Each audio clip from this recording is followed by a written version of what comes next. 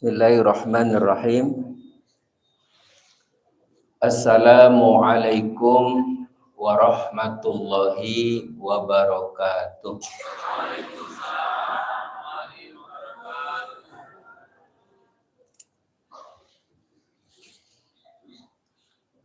Alhamdulillahi wa kafa, wassalatu wassalamu ala nabiyil mustafa wa ala alihi wa sahbihi ahli sidqi wal wafa. Subhanaka la ilma lana illa ma 'allamtana innaka antal alimul hakim. Rabbi shrah li sadri wa yassir li amri wahlul 'uqdatam min lisani yafqahu qawli. Terkhusus teristimewa para alim ulama, Bapak Imam, ada dua imam kita Pak ya. Satu senior, satu masih muda. Alhamdulillah. Ada Ustadz Zaidin, guru kami, orang tua kami, dan ada juga Ustadz Rozak. Mudah-mudahan beliau diberikan kesehatan. Amin Allahumma amin. Kemudian jajaran pengurus Masjid Al-Azhar, para orang tua, para sesepuh, para ibu yang tidak kami sebutkan satu persatu, mudah-mudahan tidak mengurangi ta'zim serta takdir serta mahabbah di antara kita semua. Alhamdulillahilladzi, segala puji bagi Allah Subhanahu wa ta'ala yang berhak dipuji, yang paling berhak dipuji oleh kita adalah Allah Subhanahu wa ta'ala.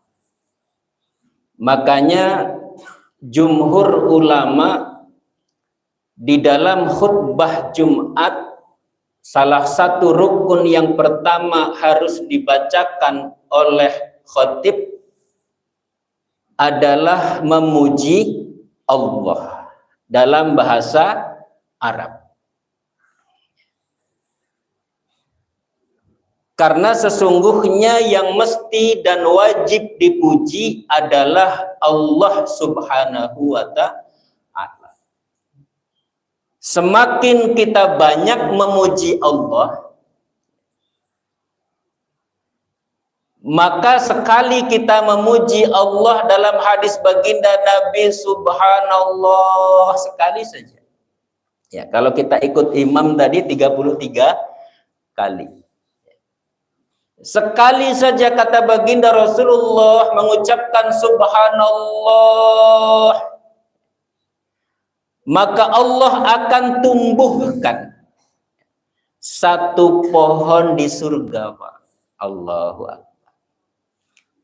Jadi surga yang Allah berikan, salah satu yang menyebabkan rindangnya ditanamkan pohon oleh Allah ketika kita membaca dan memuji Allah Subhanahu wa ta'ala. Kemudian rumahnya bagaimana? Man shalla itsna asyar.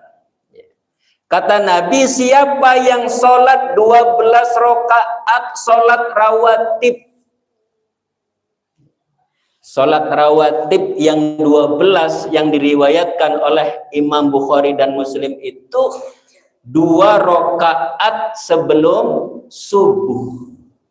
2 rakaat sebelum subuh, sholat qabliyah. Disebutkan sholat qabliyah itu dalam satu riwayat termasuk sholat sunnah fajar. Ada yang memisah, Pak. Ada sebagian yang mengkhususkan usolli sunnatal fajri di luar sholat sunnah qobliyah. Tapi dalam kaifiyah Imam Asy-Syafi'i dan ulama-ulama yang lainnya, sholat sunnah qobliyah subuh itu sudah termasuk sholat sunnah fajar. Siapa yang sholat sunnah fajar atau rokaatal fajri khairum minad dunya wa ma fiha. Orang yang bisa melaksanakan sholat sunnah fajar 2 rakaat khairum minad dunya wa ma fiha, lebih baik daripada dunia beserta isinya. 2 rakaat sebelum subuh, kemudian arba'ata rakaat, 4 rakaat sebelum zuhur. Saya lihat ya, di Masjid Al-Azhar jedah antara azan dan iqamat itu diatur di jam dinding. Ya, ini menandakan kalau kita datangnya awal, saya rasa 4 rakaat cukup saya, cukup. Cuman terkadang orang nggak paham fikih, datangnya terlambat, udah mau qomat, dihajarnya 4 rakaat. Akhirnya muazinnya bingung, qomatkah nunggu dia sholat sunnah? Harusnya kan sudah ada jam. Nah, ini sebagai panduan, sebagai patokan. Dahlah terlambat datangnya, bacanya panjang-panjang, Pak, mohon maaf.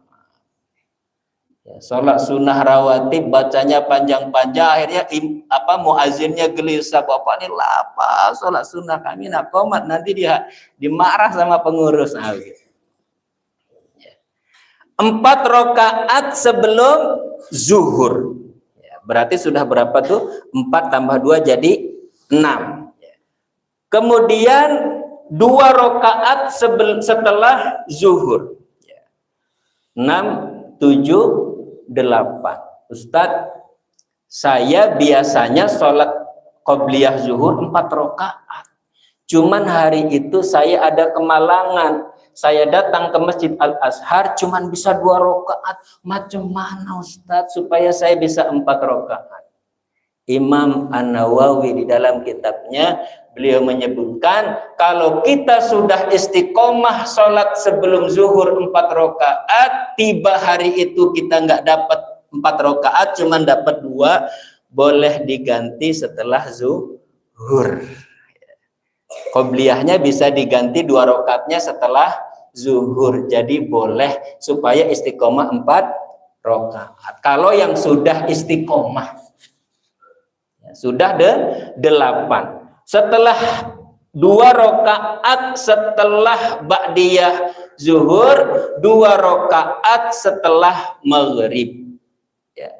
Kalau di Tanjung Pinang rata-rata qobliyah maghrib, kebanyakan lah enggak ada, Pak. Ya. Kalau kita di Jawa banyak dibuatnya. Tapi kalau di Tanjung Pinang rata-rata habis maghrib langsung qomat. Itu kalau ada dikerjakan, kalau memang tidak ada ya sudah ikuti saja. Karena yang sunnah muakkadah itu ba'diyah maghrib. Kemudian yang terakhir, yang 12 rakaat terakhir adalah ba'diyah isya. 2 rakaat ba'diyah isya. Maka dalam hadis riwayat Imam Bukhari dan Muslim, banallaha, barang siapa yang melaksanakan sholat 1 hari 1 malam 12 rakaat, isna asyar 12 rakaat, banallaha, maka Allah akan bangunkan baitan, 1 rumah. Kita di dunia nih Pak, mohon maaf ya, saya di Masjid Agung Al-Hikmah itu dari 2008. Artinya sudah hampir 17 tahun. Nak bikin 1 rumah aja, aduh susahnya minta ampun. Nah, bikin 1 rumah, ya, apalagi bangunan-bangunan sekarang mahal, Ustaz, ya. Semua mahal. Mau beli rumah tipe 36 20 tahun, Pak, sekarang. Bank rata-rata meng-ACC kalau 20 tahun. 20 tahun yang akan datang baru kita memiliki rumah secara sah. Tapi dengan 12 rakaat kata baginda Nabi, 1 hari 1 malam, sholat sunnah rawatib, Allah bangunkan rumah di surga. surga. Rumahnya dengan sholat sunnah, pohonnya dengan tasbih. Maka yang berhak dipuji adalah Allah Subhanahu wa ta'ala. Boleh nggak memuji manusia? Sering ditanyakan, boleh nggak kita memuji manusia? Sering, Pak. Kalau memujinya salah, orang jadi ria, Pak. Dulu waktu masih muda-muda sering dibisikin, bagus Ustadz imamnya, luar biasa, mirip di Mekah, mirip di Madinah. Akhirnya karena sudah dipuji, kemudian maghribnya baca panjang-panjang. Oh, ya, padahal sunnahnya jangan panjang-panjang, seringkas-ringkasnya. Bukan berarti nggak boleh baca ayat panjang, silahkan, tapi harus kondisional. Maka adabnya memuji yang paling utama, kata Al-Imam Al-Ghazali, memuji orang itu boleh, tapi sebaiknya jangan di depannya. Di depan orang lain supaya jadi motivasi. Oh, Bapak itu udah 20 tahun di masjid. Bayangin, kalau 20 tahun di masjid, sholatnya jadi imam, 20 tahun itulah dia nggak tinggal sholat. Nah, ini dia, Pak. Jadi motivasi buat orang lain. Sebaiknya jangan memuji, kata Imam Ghazali, di depan orangnya, takut menjadi ria. Maka yang paling berhak dipuji adalah Allah Subhanahu wa ta'ala. Alhamdulillahilladzi ahyana. Dialah Allah Subhanahu wa ta'ala yang telah menghidupkan kita. Ba'dama amatana, setelah kematian yang kecil. Jadi doa tidur itu sebagai pengingat kematian kita. Bahwa yang menghidupkan Allah, yang mematikan Allah, yang memberikan rezeki Allah. Maka kita qul huwallahu ahad, Allahus somad. Bergantunglah kita sebaik-baik bergantung kepada Allah. Kalau bergantung kepada manusia banyak yang kecewa, Pak. Dijanjikan dapat ini, dapat itu, dah jadi nggak dapat, kecewa. Kalau sama manusia, Pak. Ya. Katanya nanti AC ini dah banyak nih, saya tambah lagi lah, sama karpet lagi. Berharap sangat kepada manusia, dah jadi lupa. Nah, biasalah kalau manusia.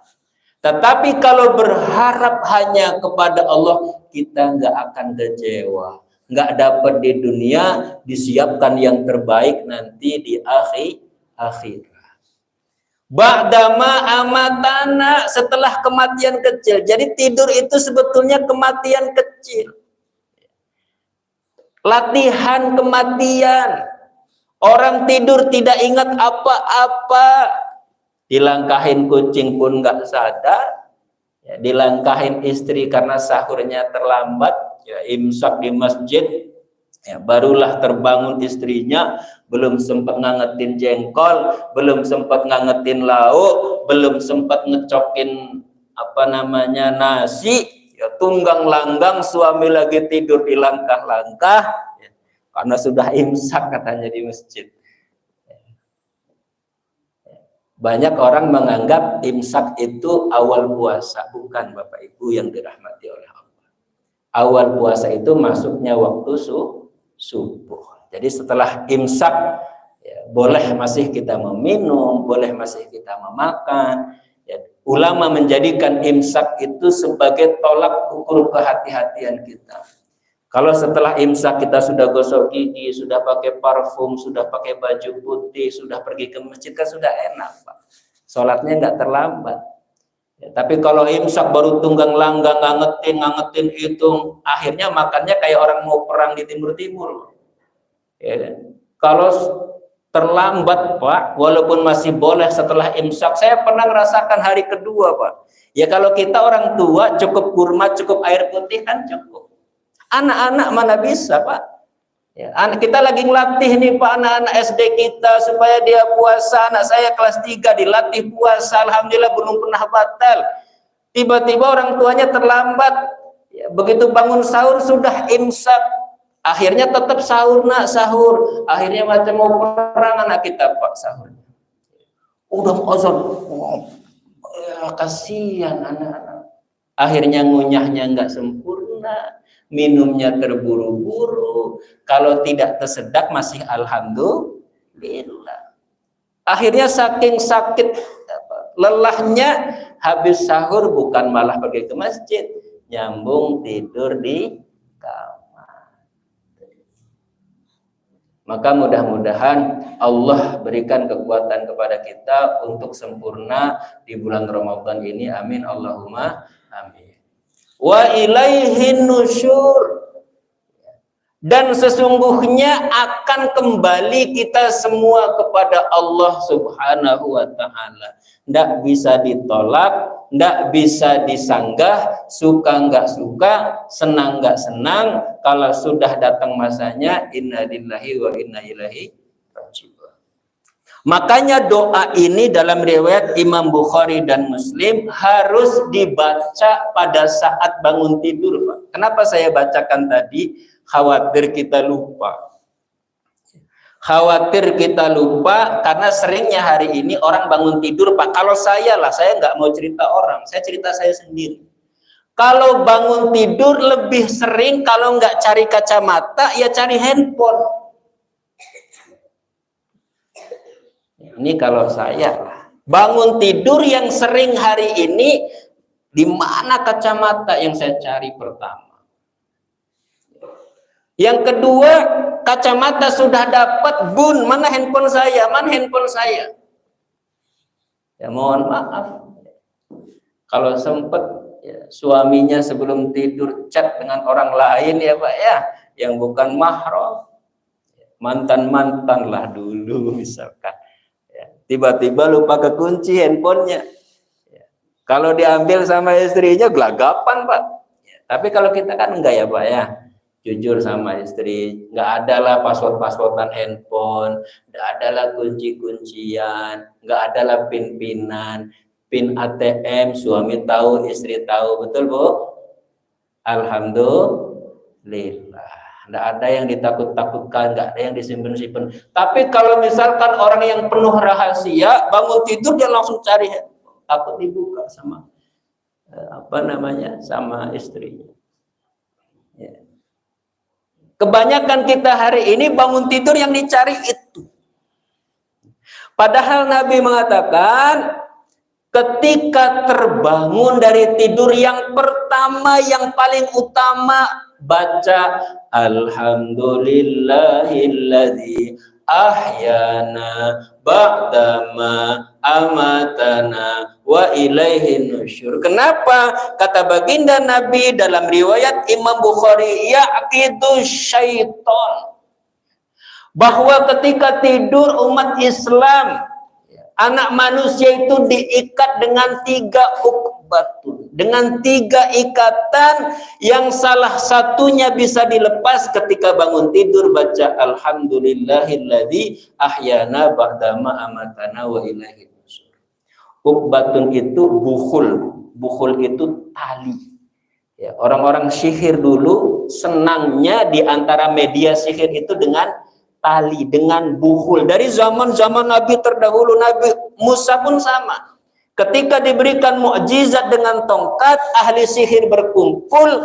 Salah satu sihir yang mereka gunakan medianya adalah bukhul itu yang menjadi ular.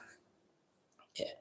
Makanya dukun-dukun itu medianya salah satunya adalah bukhul. Ya. Tali-tali itu ditiupkan. Makanya orang-orang dulu kalau cewek-cewek gadis takut kalau ada rambut rontok. Ya. Ini dulu waktu di kampung, kalau anak gadis rambutnya rontok, takutnya diambil sama cowok, dibawa ke dukun, ditiup-tiup, telet, ya Bu ya. Dah punya anak 3, dah punya anak 4, baru sadar dia, macam hantu suami saya nih ya. Dah anak 4, dah anak 5, baru sadar ya katanya. Dulu rambutmu saya bawa ke dukun, saya tiup-tiup ya. Masya Allah. Dah anak 4 baru sadar dia, rupanya dulu dipelet. Allah. Jadi bukhul yang pertama yang ditanamkan oleh setan pada saat kita tidur itu diletakkan di bagian punuk bagian atas, diikat sama syaitan di di punuk kita. Ini bisa dilepas dalam hadis riwayat Imam Bukhari Muslim, ketika kita bangun langsung angkat tangan. Alhamdulillahilladzi ahyana ba'dama amatana wa ilaihin nusyur. Lepaslah ikatan itu.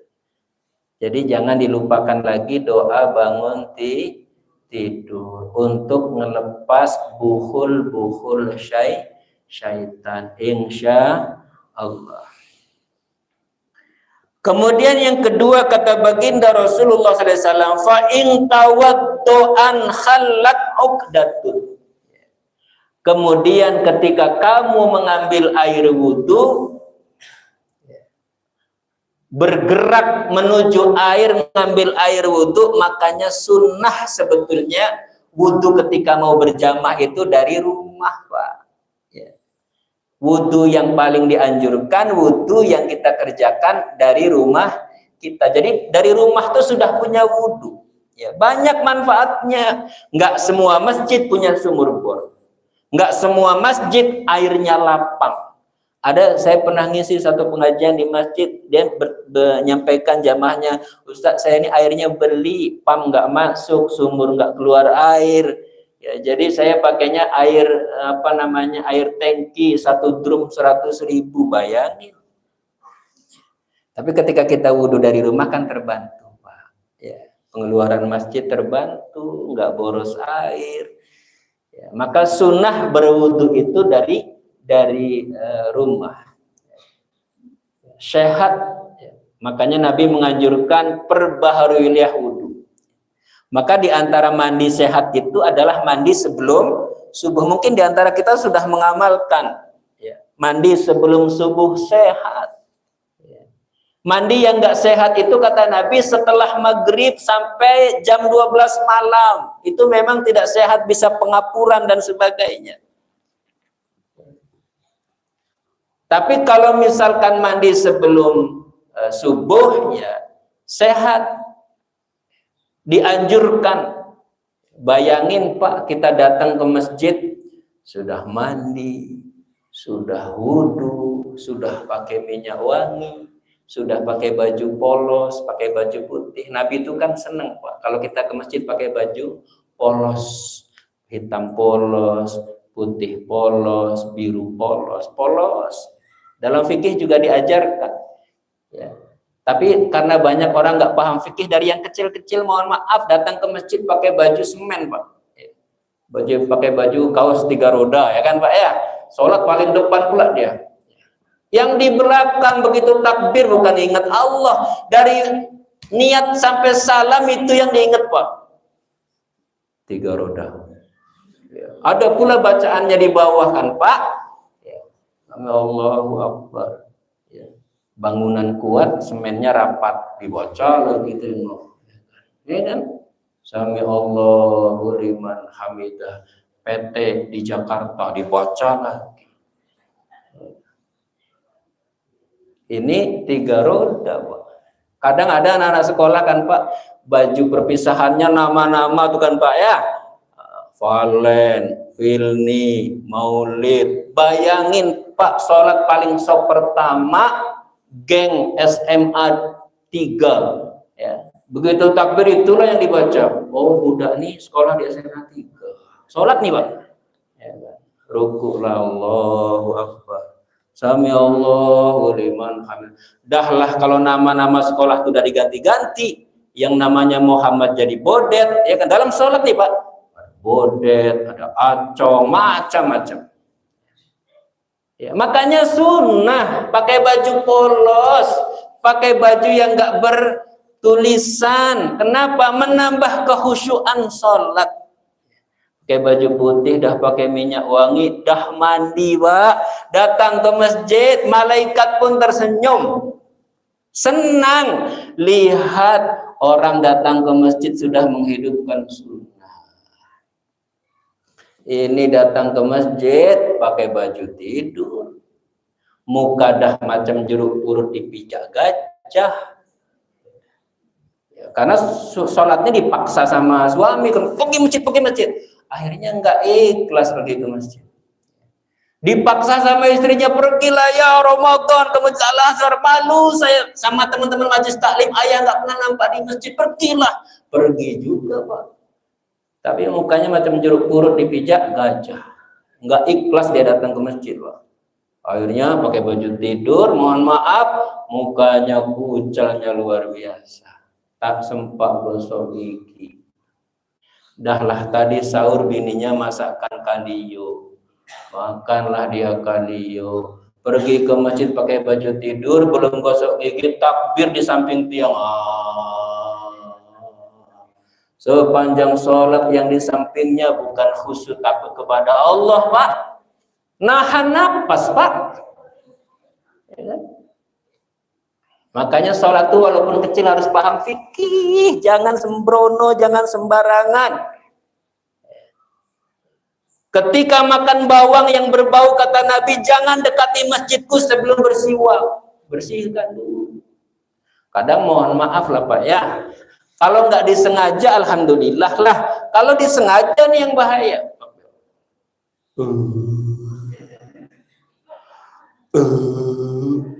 Dahlah makan jengkol, makan durian di masjid, tarik napas dikeluarkan, yang di sebelahnya ya Allah, tahan dia napas. Nah nanti dia udah sujud baru dia napas. Ini kan memang gitu Pak, karena nggak paham fikih. Bersihkan gigi pakai minyak wangi. Kadang kita milih loh Pak, kalau kita sholat ada bapaknya, sholat samping sinilah dia bersih. Kadang nengok ini siapa nih? Tak jadilah sholat situ. Bawahnya malas gosok gigi, mohon maaf. Akhirnya sholatnya jauh-jauh dia kan, pakai wangi Pak masjid. Malaikat pun bingung mau catatnya. Dia datang ke masjid, mulutnya bau hazm. Masih mending bau bangkai kata malaikat. Ini fikih Pak, fikih yang kecil tapi sangat bermanfaat buat kita. Jangan sembrono ketika datang ke masjid, insya Allah. Fa in shalla halatil uqdu kulluha. Yang terakhir, ketika melaksanakan sholat maka terlepaslah ikatan yang ketiga. Yang pertama ketika kita baca doa bangun tidur, ketika berwudu, ketika sholat, mau sholat sunnah maupun sholat fardu, terlepaskan kullaha, ikatan kedua keseluruhannya. Jadi semua ikatan setan iblis itu akan terlepas semua ketika kita melaksanakan sholat sunnah. Apa sholat sunnahnya Ustaz ketika bangun malam? Pertama, usolli sunnatat tahiyatul wudu. Yang pertama ada sholat sunnah tahiyatul wudu. Kita sering mendengar tahiyatul masjid. Ada sholat sunnah tahiyatul wudu yang diamalkan oleh sahabat Bilal radhiyallahu anhu. Nabi mengiyakan. Kemudian yang kedua Ustaz, usolli sunnatat taubat. Sholat taubat dulu. Minta ampun kepada Allah, nangis kepada Allah, hidayah suami, hidayah istri, hidayah kepada anak-anak belum mau ke masjid Ustaz. Dia udah mau nikah tapi nggak mau ke masjid, doakan dalam sholat taubat itu. Taubat sudah, barulah tahajud. Ya. Kalau nggak cukup waktunya, ya bisa taubat hajat itu di awal malam. Ya. Tapi kalau cukup waktunya, sholat tahiyatul wudu, sholat sunnah taubat, sholat sunnah tahajud minimal 2 rakaat. Fatahajjat bihi nafilatallah. Bagi Nabi itu wajib Pak sholat tahajud, tapi bagi kita sunnah muakkad. Ya. Tahajud sudah, kalau belum witir pas tarawih, tutuplah witir ketika kita penutup sholat-sholat sunnah. Ya, maka banyak yang bertanya, Ustaz boleh nggak witir lagi? Kan saya udah witir di masjid. Ya nggak boleh. Kalau witir udah 3 rakaat di masjid, kemudian witir lagi 3 rakaat, jadinya genap jadi 6. Kalau witirnya 1 rakaat, kemudian witir lagi malam jadi 2 rakaat kalau satu-satu. La witraini fil lail. Tidak ada 2 witir dalam satu malam, cukup sekali saja. Itulah sholat sunnah yang dianjurkan oleh baginda Rasulullah SAW. Wa illa fasbaha nasyitong thayyiban nafsi. Maka ketika kita berwudu, kemudian membaca doa tidur, kemudian sholat sunnah, maka kata malaikat fasbaha nasyitong thayyiban nafsi. Maka dalam hadis itu, maka kita akan menjadi segar, menjadi sehat, menjadi bersemangat bangunnya. Kenapa? Karena ikatan-ikatan syaitan iblis itu sudah terlepas. Bu, coba bedakan. Ketika kita sahur kemudian tidur lagi, bangun jam 9 siang, sama habis sahur pergi ke masjid, kemudian baca Quran, jam 9 lah baru kita istirahat, mana lebih segar? Ke masjid, sepakat. Orang yang tidur habis subuh, habis sahur, sambung, jam 9 baru bangun, pasti kepala sakit ya Bu ya. Kepala sakit. Kemudian kiri sakit, kanan sakit, banyak penyakit, dan penyakit yang paling berbahaya mewariskan sifat fakir. Orang yang suka tidur di pagi hari, cobalah lihat tuh, rata-rata hidupnya susah. Tapi kalau yang rajin ke masjid, toko emasnya maju.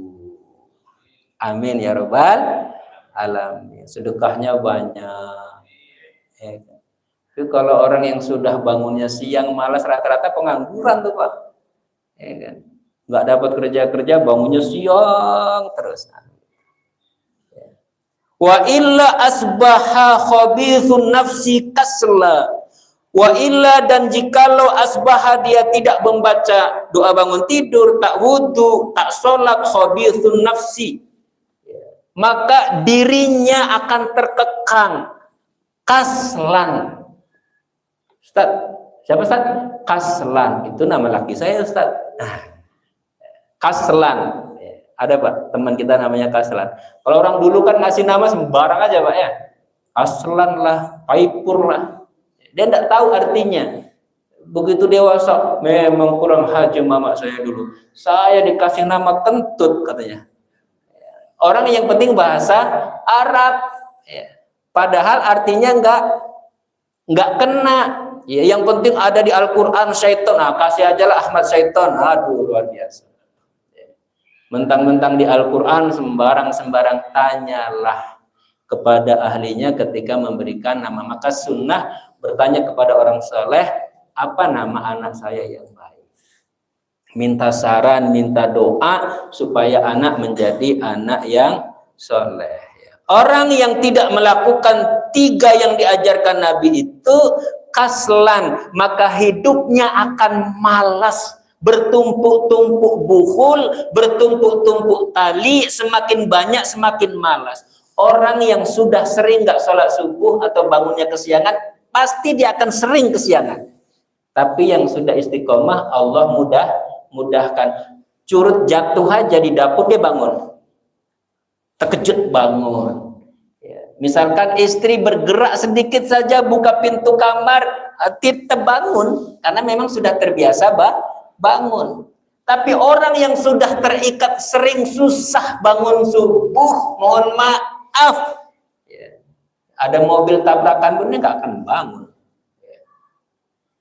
Ada rumah rontok pun, misalkan ada tsunami, air dah masuk baru sadar dia. Kenapa? Karena memang sudah terlalu banyak ikatan daripada bukhul tersebut. Rawahu muttafaqun alaih. Apa itu muttafaqun alaih? Muttafaqun alaih itu bermakna hadis ini disepakati oleh Imam Bukhari dan Imam Muslim. Biasanya kebanyakan hadis yang diriwayatkan oleh muttafaqun alaih, insyaallah hadisnya sahih, minimal hadis hasan. Mudah-mudahan bermanfaat bagi kita, wabil khusus untuk saya yang menyampaikan, dan mudah-mudahan disempurnakan kita amalnya selama Ramadan ini, amin ya rabbal alamin. Demikian wallahul muwaffiq ila aqwamit thoriq. Wassalamualaikum warahmatullahi wabarakatuh.